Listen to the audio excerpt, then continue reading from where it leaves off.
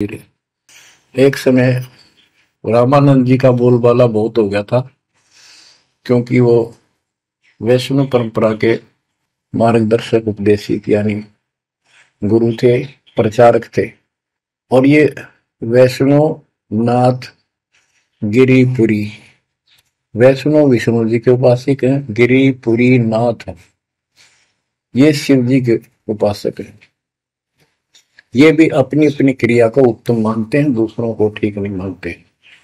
गोरखनाथ, अब कई कहते गोरखनाथ तो बहुत पहले पैदा हुआ था, बिल्कुल, लेकिन ये सूक्ष्म रूप में कभी भी शरीर धारण करके कहीं आकर खड़े हो जाते हैं, लेकिन वो ज्यादा वहां रह नहीं सकते, अस्थायी होते हैं।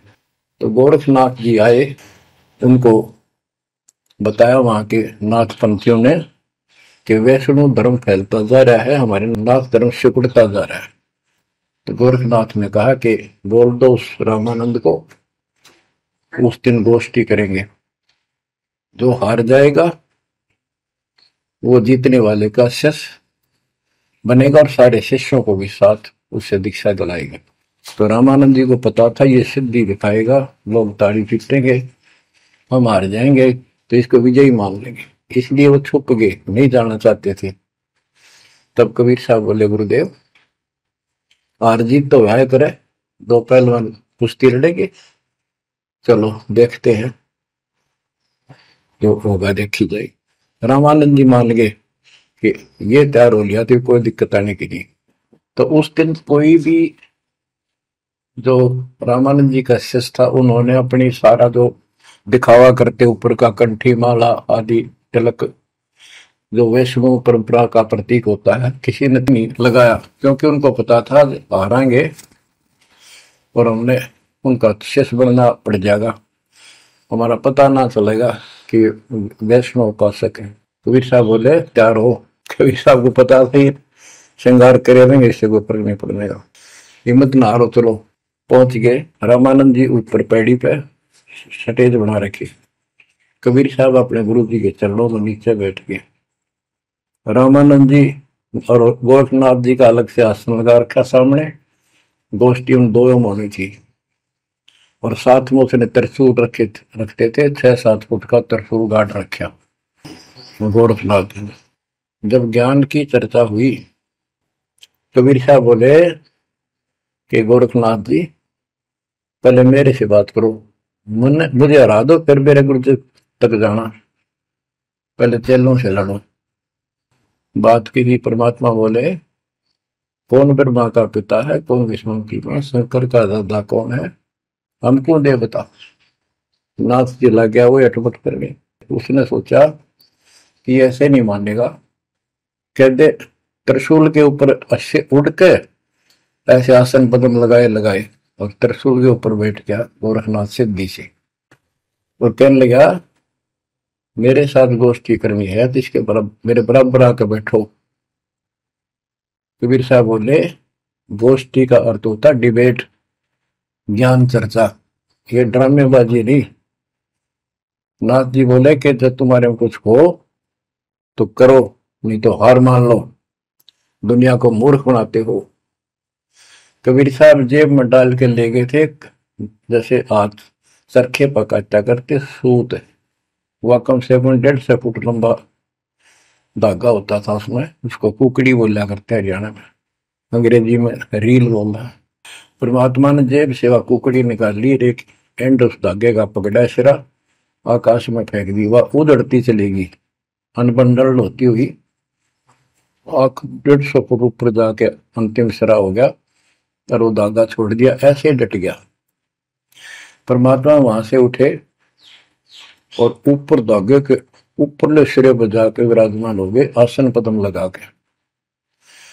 कबीर साहब बोले गोरखनाथ जी आ जाओ, फिर यहाँ बराबर में बैठो, यहाँ गोष्ठी करेंगे। गोरखनाथ भी पूर्ण सिद्धि से युक्त मान लेता अपने आप को, वहां से उड़ने की कोशिश की, त्रिशूल से थोड़ा सा उठा, फिर जमीन पर गदड़ देशी पड़ गया, जैसे उसका सत निकल गया। आकाश में उड़न की तो बात छोड़, उठन की हिम्मत नहीं रही उसकी। तब समझ गया कि ये सामान्य संत नहीं, भक्त नहीं, तो बोले नीचे आओ महाराज, आप जीत गए, मार गए। फिर भी ये मन पापी मानता नहीं, कह लगे एक परीक्षा और लूंगा। कि चलो गंगा के किनारे पहुंच गए, थोड़ी दूरी पे थे, कि मैं इसमें छुपूंगा, मुझे खोज देना। गोरखनाथ बोले, परमात्मा बोले भैया भी कसर काट ले, दरिया में कूद गए और मछली बन गया गोरखनाथ। परमात्मा ने उसको पकड़ के और पटड़ी पर धर दिया, गोरखनाथ बना दिया। तो पैर पकड़ लिए, फिर उससे पूछा, हे मालिक, हे भगवान, आप कौन शक्ति हो, कहां से आए हो? मेरे सामने टिकने वाला आज पृथ्वी पर कोई नहीं। परमात्मा बताने लगे, अवधू अविगत से चल आया रे मेरा, वेद मर्म ना पाया। ना मेरा जन्म न गर्भ बसेरा, बालक बन दिखलाया। काशी शहर जल कमल बडेरा, तहां दुलाहे न पाया। काशी शहर जल कमल बडेरा, तहां दुलाहे न पाया। मात पिता मेरे कछु नाही, ना मेरे घर तासी। जुल्ला का सुत आने कहाया, जगत करे मेरी हासी। जुल्ला का सुत आने कहाया, जगत करे मेरी हासी। अवधू अवगत से चल आया रे मेरा, वेद मर्म ना पाया। पांच तत्व का धड़ नहीं मेरे, जानो ज्ञान अपारा। सत्य स्वरूपी नाम साहिब का, वही नाम हमारा।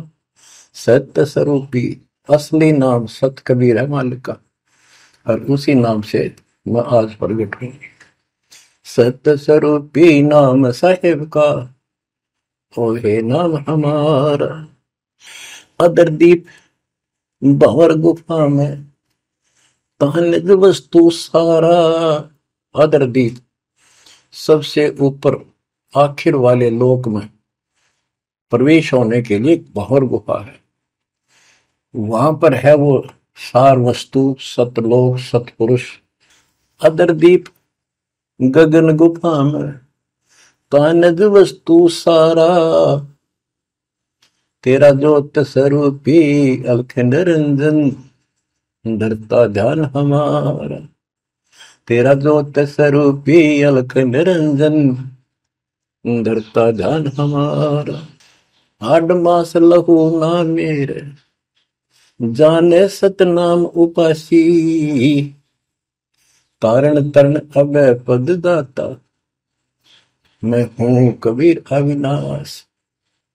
तारण तरण अभय पद दाता, मैं हूं कबीर अविनाश।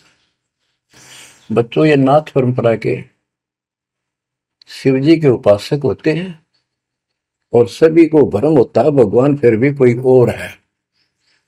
ये अलख निरंजन का नारा लगाते हैं, जैसे हम सत्साई बोलते हैं।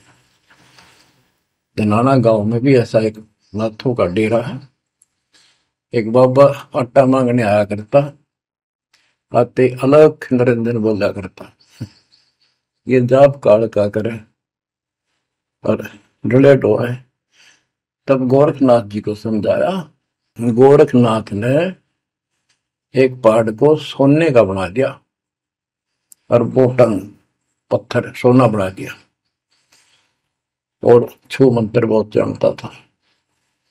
कबीर साहब बोले, ये गोरखनाथ सिद्धि में भूला, पर टूने टामण अंड खुदा। ये जंतर मंत्र योग निभाई, काल चक्र जम दोरा खाई। भरम भक्ति ना भूलो भाई, तुम हो जम की प्रतिमा। आजा गोरख शरण मारी, हम तारे नर और नारी। गोरखनाथ में सब उनका गुरुआ। गोरखनाथ बोले, तेरा वचन वे लागे कड़ुआ। कबीर साहब बोले कड़वा लगे सो मीठा होई, हमारी बात समझ ले जोई। हमारा ज्ञान समझ बच्चों। परमात्मा कहते तेरा ज्योत स्वरूपी अलख निरंजन डरता ध्यान हमारा, वो भी मेरी मेरी भक्ति करता है। और गीता अध्याय 18 श्लोक 64 में कहा है मेरा वो इष्ट है जो फर में दे के 62वें श्लोक में कहा है अर्जुन तो सर्वभाव से उस परमेश्वर की शरण हो जा। और गीता का ज्ञान इस काल ब्रह्म ने श्री कृष्ण में प्रवेश करके बोला था। तो कहते हैं तेरा ज्योत स्वरूपी अलख निरंजन डरता ध्यान हमारा, तेरा ज्योत स्वरूपी अलख निरंजन डरता ध्यान हमारा।